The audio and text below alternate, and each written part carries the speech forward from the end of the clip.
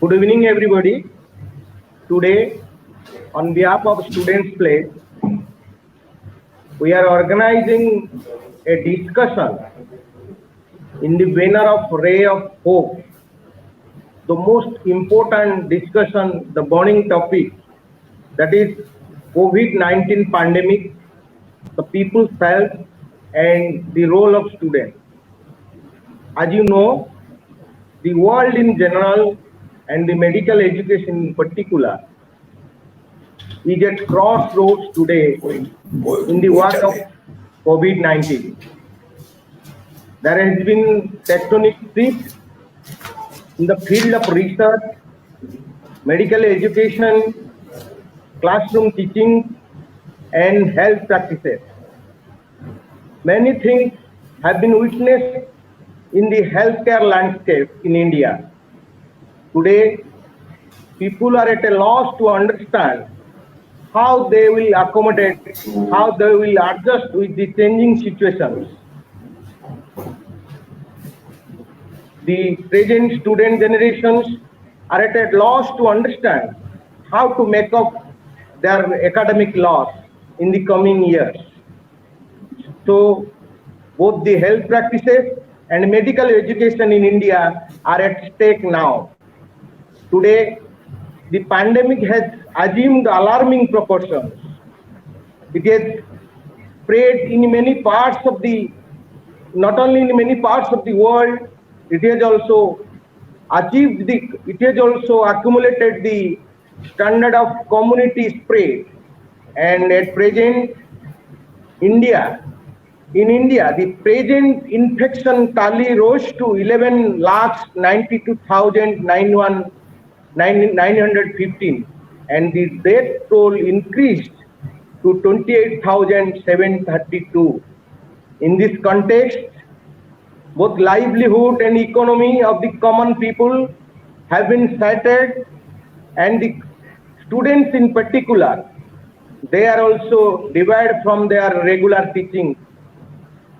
The in-person classes have been changed to online equivalent.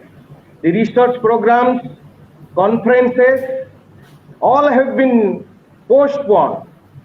All the government medical colleges, they have changed their academic calendar and schedule. Only online classes are going on.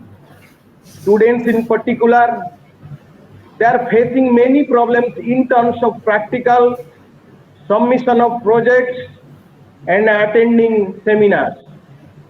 So the situation has assumed such a alarming condition that we are compelled to organize such discussion for the students community of this nation.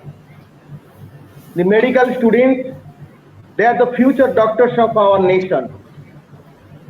They should be given proper training, they should be given proper classroom teaching, and in the course, they should be given proper care to be good doctors of this great nation.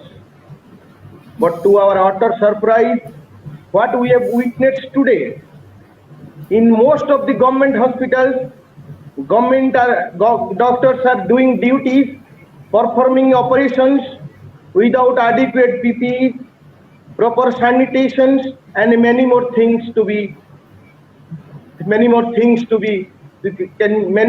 can be said about this. And the student hostels are not also safe. Students are forced to stay in hostels, and they are being given one circular after another circular in terms of their education and classroom teaching. So both in healthcare and medical education in India are at stake now. If proper attention will not be given both by the state and central governments, the future of the medical profession will be at stake. The lockdown, the corona pandemic, these two things will have long scars in the minds of the medical students, and this unexpected and this dangerous situation will definitely push these medical students to close to for a this medical education will be started, and all the health practices will be in India will be in danger. So today we are organizing a program, a discussion on behalf of students today, that is COVID-19 pandemic and people's health and role of medical students. Today we are having with us Dr. Subhash Dasgupta, an eminent surgeon, an eminent leader in health movement. He has a very good experience in dealing with public health issues. He has led many students and medical professionals movement.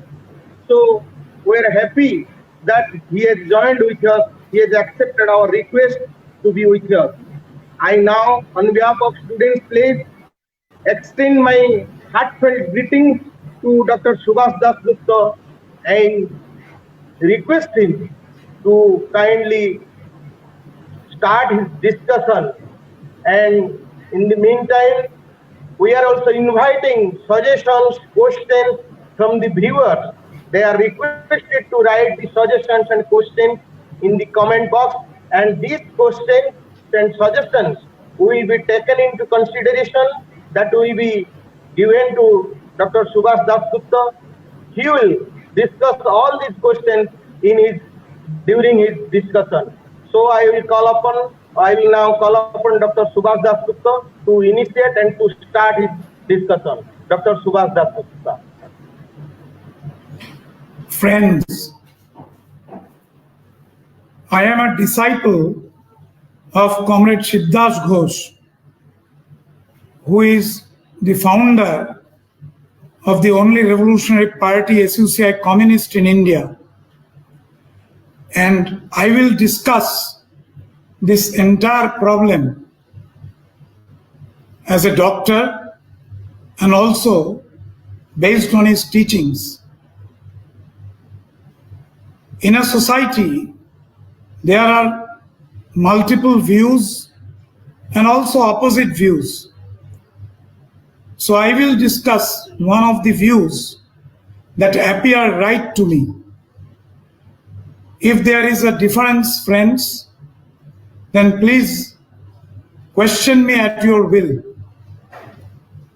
I will first discuss the pandemic, the COVID-19 pandemic, which arose in Wuhan, China, either at the end of November or in December last year. We cannot be sure of this date because government of China has not yet released details of the first case, which is very essential in a pandemic. Also, government of China did not publish this news of the pandemic or the epidemic at that time, and even threatened one of the doctors who actually discovered it. Incidentally, the doctor is dead now, fighting the COVID epidemic. It is to be mentioned here that China, when it deviated from socialism in 2004, is not the China of Mao Zedong as we knew. And since Wuhan is an industrial hub, very important in China, carrying on large-scale businesses with the whole world, the Chinese government, knowing all the risks, did not publish or did not inform World Health Organization of this COVID-19 epidemic raging in Wuhan. strangest thing is that after China was compelled to inform WHO, all the countries, including India, carried on. Can you hear me, friends? It is audible.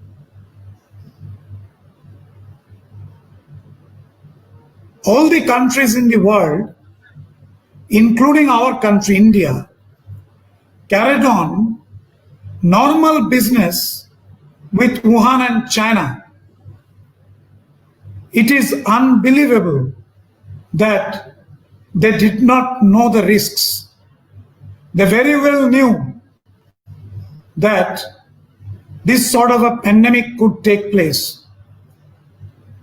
It is difficult to believe this unless we go into an in-depth study of the society that we live in. And so, in December 30th, on the last day of December, India registered the first case in Kerala. America also registered its first case on 20th December, as far as I remember. And peculiarly, both the countries, President Trump and Prime Minister Mr. Modi, both of them assured the people, the parliament, the press that there was practically no danger. Everything was managed, everything was under control, and this disease posed no threat to the people of their countries. On March 24th, India issued the lockdown. And when we issued the lockdown, when our government issued the lockdown, number of daily cases at that time were 250 plus. And in these three and a half months, the number of new cases has risen to more than 40,000 per day. The death toll is now 600 on an average daily. The whole world reeled in the wake of COVID-19 pandemic. Now the first question that I would like to pose is, was it inevitable? If we would have stopped contact with Wuhan in December after knowing that an epidemic of an unknown virus was raging in Wuhan, would this pandemic have taken place? I believe not. Then why did all the governments continue as if nothing had happened? Again, to answer this question, we must make an in-depth study of the society and the social order that we live in. Friends, this is of paramount importance.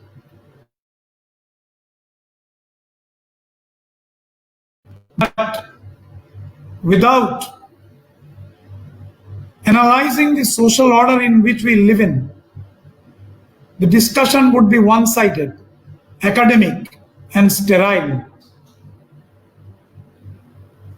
In the lockdown, if there are medical students among the audience or doctors, everybody is aware of the fact that our lockdown, that is lockdown per se, only lockdown itself serves no purpose.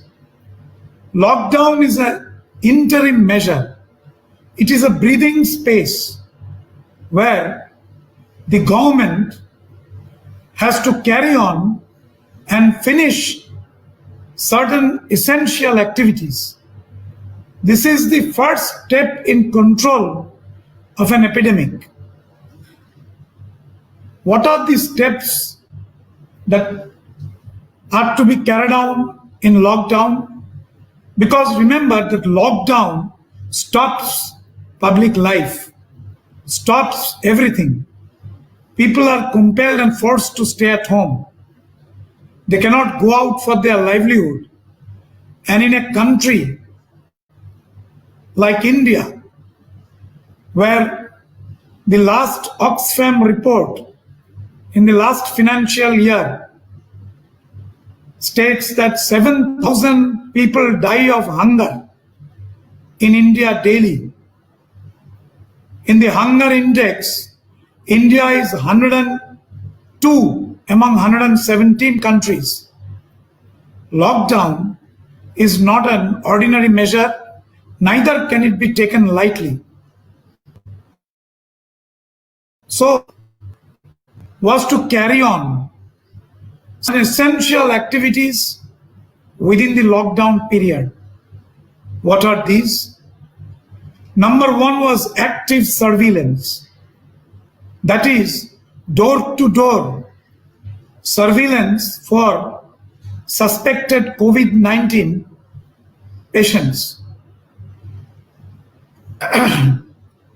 Determining who are the patients, determining who are the families, determining which is the locality, isolating the patients, isolating the localities, and carrying out huge number of mass screening tests, which is the second step.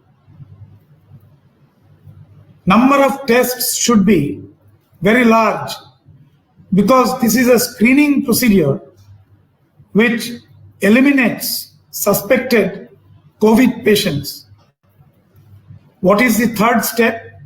Third step is to build COVID centers and 3-tier COVID hospitals, COVID centers for quarantine and stable positive patients, and 3-tier COVID hospital for mild, moderate, and severe symptomatic patients.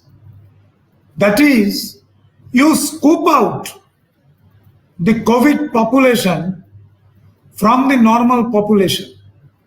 You isolate the COVID population from the normal population within the lockdown period. This is not only known to me or the medical community.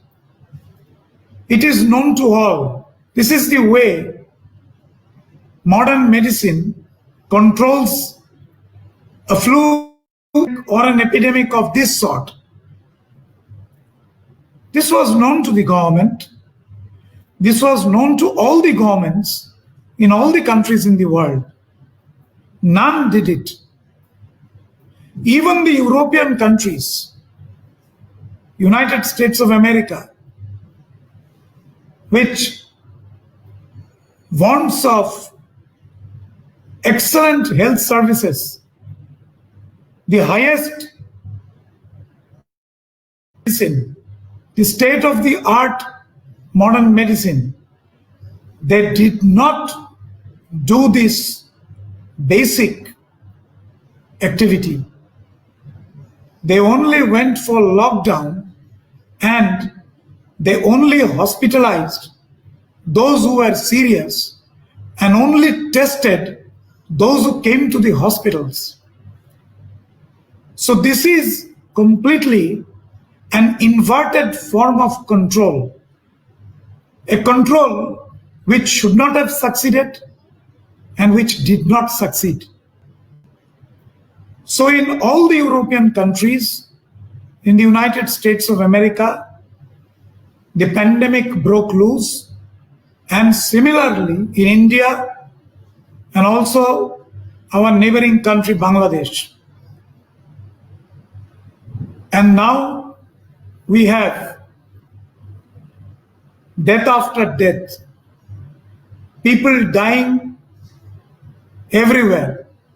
In Delhi, capital of India, people dying in the streets. So, this went on for some time, and when the lockdown became a farce, when on the one hand, the business houses started pressurizing the government that we will not tolerate this lockdown. On the other hand, the people in empty stomachs started coming out on the streets. The government, in the highest spike of cases, when the number of cases were increasing at a rapid rate, the government announced unlock phase 1. See the ridiculousness of the whole project. We start a lockdown when the number of cases are low. In the lockdown, the government simply washes its hands off. And when the number of cases start rising, they start assuring the people and unlocking the process. And as a result, now in India, the number of cases are rising very fast. And there are a lot of predictions. At least I can tell you, after talking to a number of virologists, that the next 2 months, the number of cases has every probability of rising and reaching 1 lakh per day. There are predictions which are more ominous than this. I am giving you an average prediction. But no doubt that the government has utterly failed in all respects to control the epidemic, and moreover, the political will of the government, the determination of the government, the desire of the government to control the pandemic and to restore the health of the people is not there. That is more alarming than the pandemic itself. And this has happened in all the countries in the world. Now, if we ask this question after my submission, that was it inevitable? I think cold logic will answer that this was not inevitable. And actually, what was the problem? Problem was not COVID-19. Problem was not the pandemic. Problem was total irresponsibility, total lack of liability, and total lack of a political will of the governments of the world to control this epidemic. It is as if that they feel that let the people die, let a few crores perish. It appears like this. I'm forced to say this. I do not say this happily, but I'm compelled to say this. And you will tell me that if I say this with agony, am I exaggerating? Now what is the root cause of this? Why did it take place like this? See, when this social order fought against medievalism, fought against the church in Europe, fought against religion,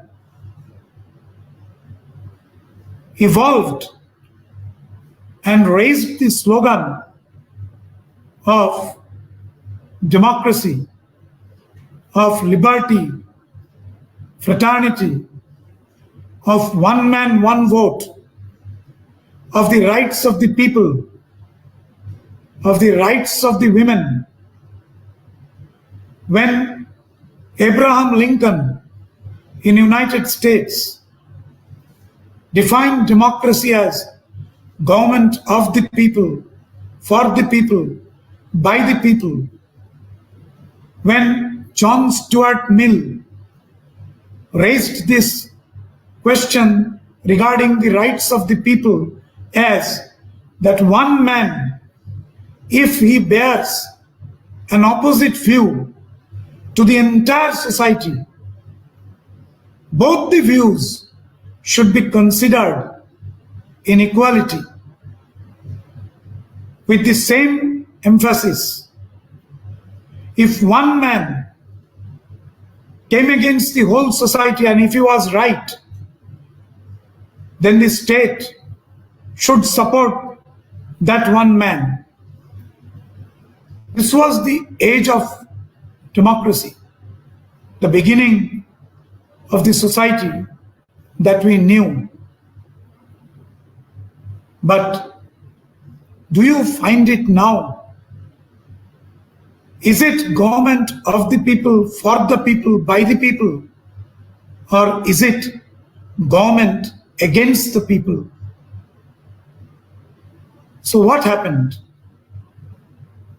So in this social order, as society evolved, as time went by,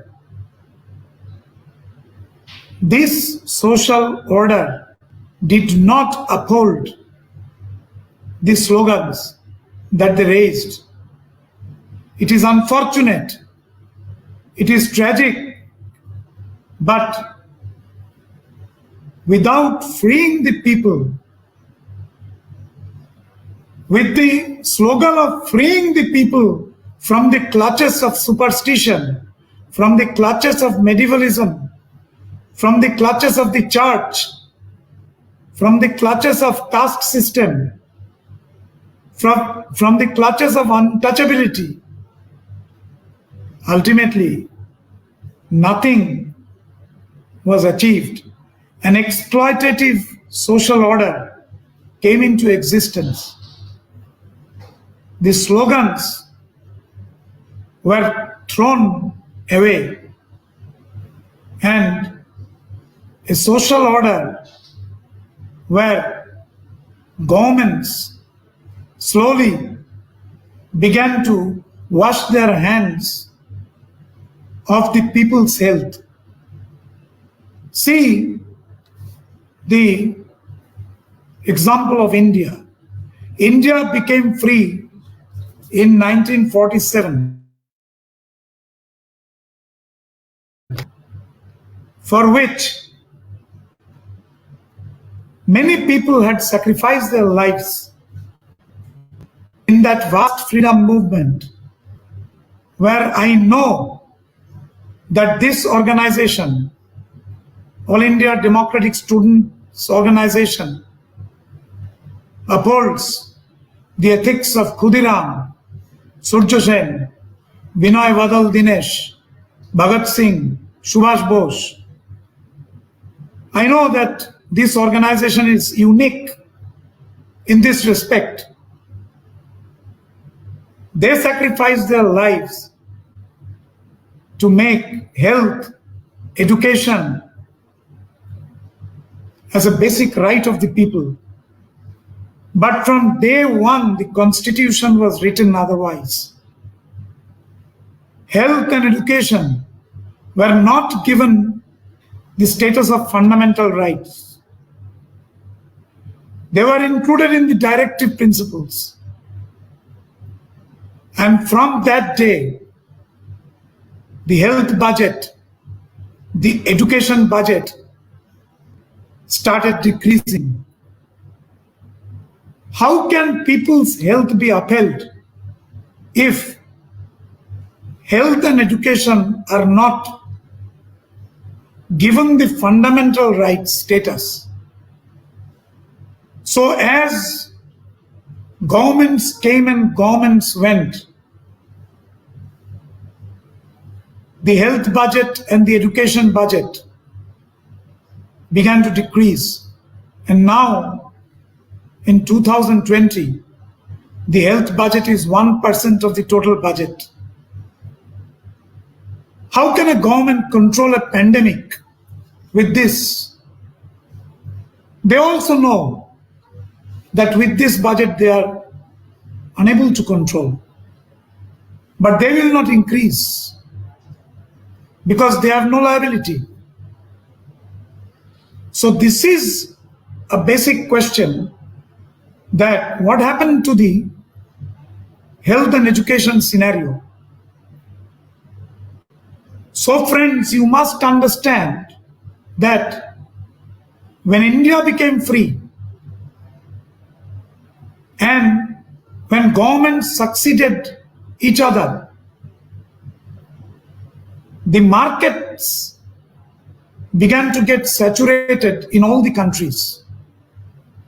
This social order, capitalism, went into a crisis.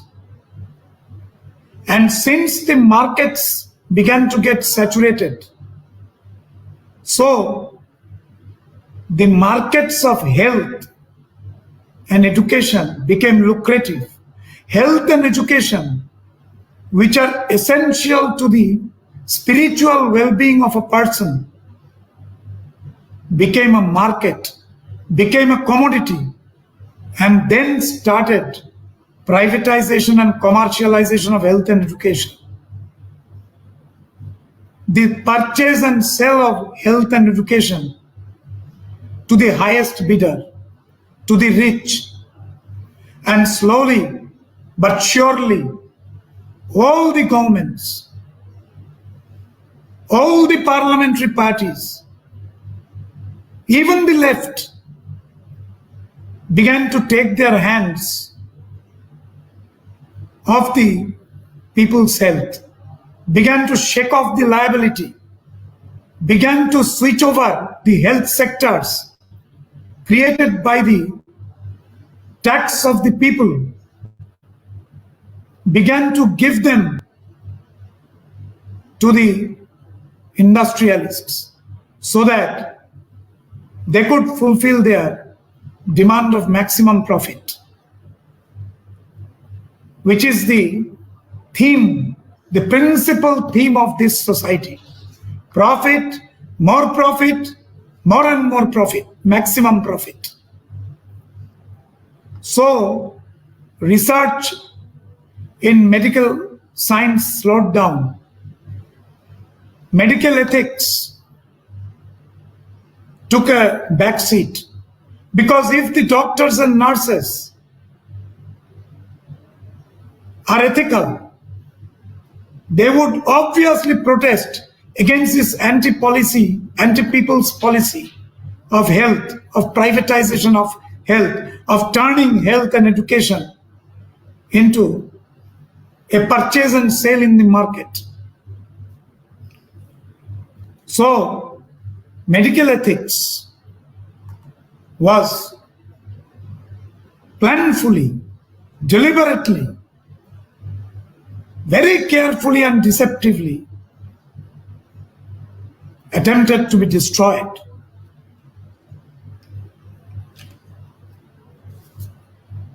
When we were students, our teachers used to teach us how to become a good doctor, how to become advisors and friends of the people, how to help the people, how to go to the poor, how to treat the poor without any fees. And now the students are taught how to make money, how to own a car, how to become famous, how to look at a patient's pockets whenever he comes to the chamber.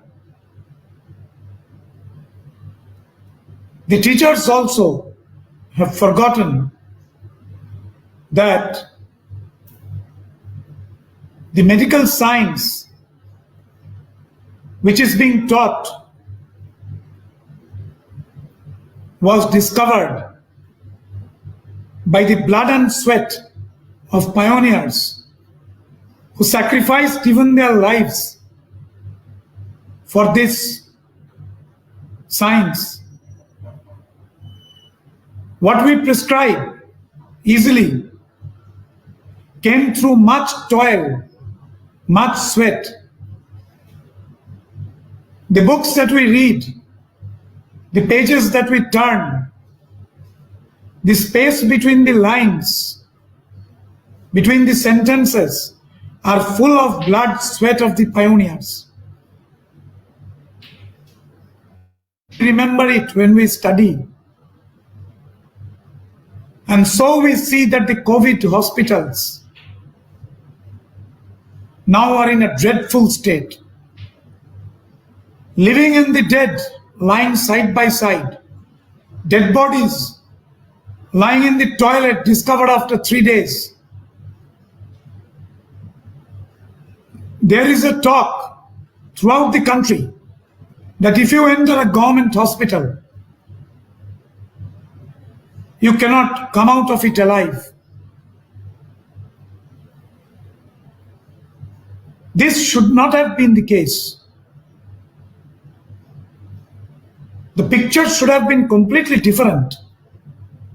And friends, this is not different in Italy, not different in Spain.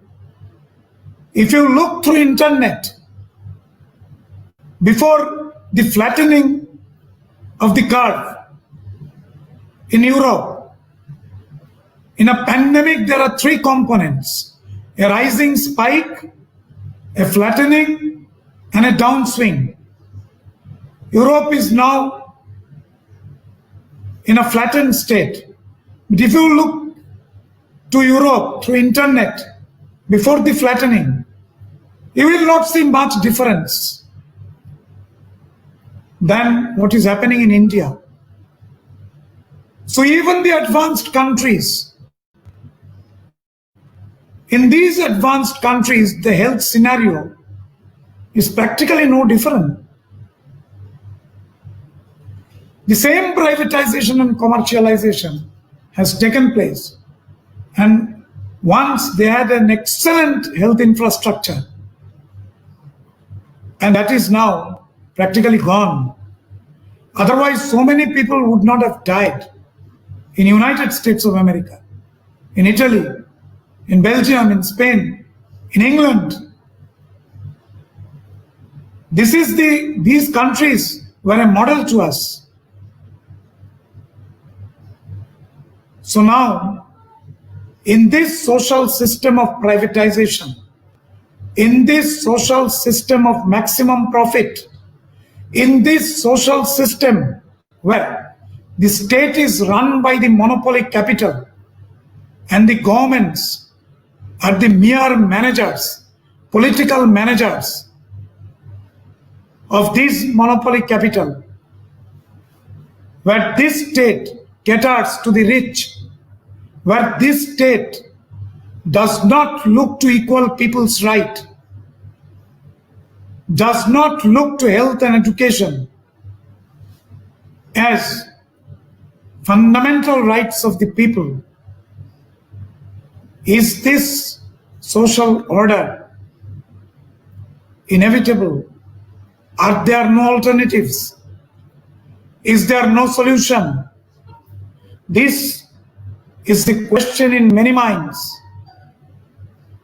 This is the question not only in the health community, not only in the student community. It is a question in thousands of people See the online education system. See how easily they advocate social distancing. The use of social network. This social order advocates an indifference to social problems. This social order advocates against protests. This social order upholds injustice. And when there is a protest against injustice, this social order, with the help of military and police, ruthlessly tries to crush it. As you have seen, the American police acting on the people, lathi charging the people, tear gassing the people when they protested against the murder of George Floyd. So this is a social order which has lived out its usefulness. I always say this to my students, to whenever I get the opportunity, that health issues, education issues cannot be permanently solved in this social order. Friends, I appreciate your protesting against the injustice in education, against the injustice in health. Protest is the blood and bone of a future society. Without protests against injustice, the powers become more reckless, and also people cannot be organized. So I appreciate, I salute your protests. But one thing must be understood comprehensively, and that is that this social order will not serve justice. This social order has to be changed. Now, changed to what? What is the answer? Friends, I am a disciple, as I have said in the beginning of my submission, of Comrade Shivdas Ghosh. And to me, after searching for many years to the answer of this question, I have come to the realization that Marxism-Leninism, which leads to scientific socialism, is the only answer to this monstrous social order which perpetrates injustice at every step. Friends, I would like to remind you that the history of civilization, the 4,000-year written history of civilization, most of it, if we consider the slave society, if we consider the feudal society, and if we consider this capitalist society, all these three societies were born with servitude. Open slavery in slave society, slavery to the landlords in the feudal society, to the monarchy, and wage slavery in this society. So, friends, if we consider that 75 years back, in the Soviet Union, following the tenets of Marx, Engels, Lenin, great Lenin conducted the socialist revolution and created a socialist society where there was no exploitation and health, education, jobs, livelihood became a fundamental right in one day. A society which attracted many eminent personalities like Einstein, Rabindranath, Romarola, Paul Robeson, many eminent personalities, Bertrand Russell, philosophers, poets, doctors. They hailed the dawn of this society in the East, and they put faith on it. They were hounded, they were criticized, but none of them took back what they said. Why did all these eminent personalities? None of them were communists. None of them advocated Marxism-Leninism as their own ideology. Many of them were believers in religion. Many of them had philosophies which were opposite to communism. But they were great men. They saw the corruption, the erosion, the anti-democratic, anti-people policies of capitalism. They saw the terrible distress of the people. They felt the agony of the people in this social order. And side by side, they saw a new civilization dawning. People laughing, happy people, people with equal rights, people with genuine purpose and ideology, trying to build up a country which was backward. And it is history that 1/3 of the world followed this ideology. It is also history which I have no time to delve into, that this social order fell. But we must also remember that this democratic, so-called democratic social order, which came into being 700 years ago, the social order that we are living in, this had also failed on many occasions and then ultimately succeeded against feudalism. And so this temporary failure of socialism should not be concluded as they are propagating, as they are shouting aloud that this theory is obsolete. You can feel the hatred of the ruling class for this philosophy. If it is obsolete, friends, why pay so much attention to it?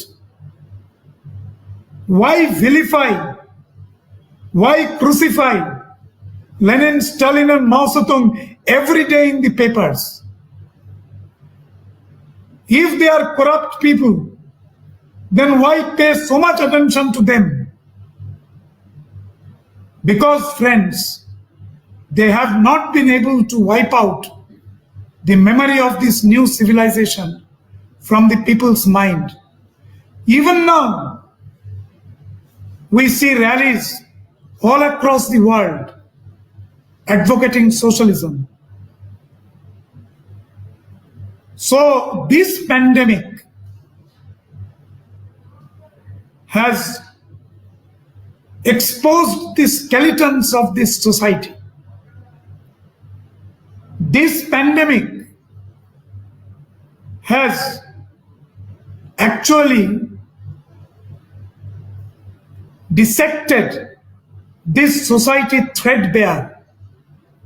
It has shown that what a distress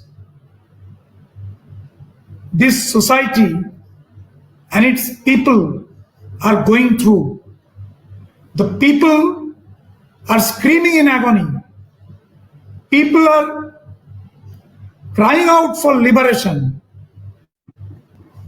This pandemic, with all its misery and death, has at the same time exposed to the people the complete helplessness, the complete reactionary nature of this society. I would like to conclude with another point. See that even a vaccine cannot be invented. And India is now running a clinical trial of a vaccine without any scientific basis. People are being used as guinea pigs. This society is condoning this. All the countries are protesting, but everybody is condoning this. Rulers are not at all acting responsibly. So, friends, this pandemic will ultimately be finished. This pandemic will one day end. But I want to ask whether after this pandemic, since the world will not remain the same, what will be the role of us? Shall we continue with this society, or shall we attempt to change it? Friends, I conclude with this. And if there is a question or questions, please ask me. Dr. Dasgupta, one question has been raised among the medical students that the research in medical science has long been neglected across the globe, and does it have any impact in evolving a scientific mechanism in dealing with flu like COVID-19? What is your opinion on this point? Medical research has been slowed down for many years in all the aspects, because whenever you make medical science a commodity for sale and purchase in the markets, it is obvious that you will go in for certain quick antibiotics or certain equipments, and you will neglect basic research. Since the medical science is in the hand of corporates, the research was slowed down. And in a flu-like epidemic like COVID-19, this vaccine trials should have been taken 1 year or 2 years earlier, because I remind the medical students that this is not the only virus. SARS came first, MERS came first. All these were flu-like viruses. At that time, many scientists gave the warning to the governments that a research into the virus pattern, a research into vaccine was very much necessary. This warning has been coming for the last 5 years. No funds were allocated either by the government and naturally by the corporates to the development of vaccine. And now, after experiences in this pandemic, the corporates are trying, without the proper method of marketing the vaccines, which are not made in the proper method. So obviously they are not succeeding. With 11 subtypes of the virus, and 6 subtypes active in this subcontinent. It is not easy to find a vaccine overnight. And so, since total research was neglected, now the corporates are trying to market useless vaccines and half useful medicines.